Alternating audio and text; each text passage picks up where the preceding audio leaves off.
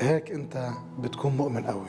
السلام عليكم. في ناس ما عم توصل للشعور الديني المطلوب، وخصوصا بشهر رمضان المبارك. طب ما نحن قلنا انه شهر رمضان المبارك هو فرصة. شهر رمضان المبارك هو شهر الرحمة والمغفرة. كل انسان بيطمح لينال الشفاعة والاجر ويتقرب من الله سبحانه وتعالى ويحصل الشعور الديني.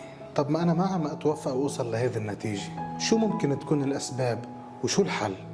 الحل، ارفع ايدي بالدعاء وقول: اللهم اغفر لي الذنوب التي تحبس الدعاء.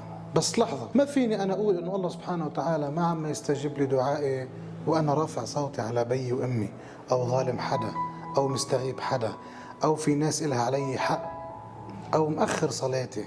طب ما هودي الأفعال وهودي الذنوب بيحبسوا لي دعائي. ما فيني أقول ليش عم بيصير معي هيك. الله سبحانه وتعالى ما ظلمني، وما أنا بظلام للعبيد. الله سبحانه وتعالى قال لك: قد أفلح من زكاها وقد خاب من دساها. الحل، خلي رضا الله سبحانه وتعالى نقطة ضعفك عند كل ذنب ممكن تتعرض له توقع فيه، والله سبحانه وتعالى رح يكون مصدر قوة إلك بكل شدة، مش بس عند استجابة الدعاء. الله سبحانه وتعالى بس يرضى رح يغرقك بالنعم، مش بس يستجيب لك دعاء. هيك أنت بتكون مؤمن قوي.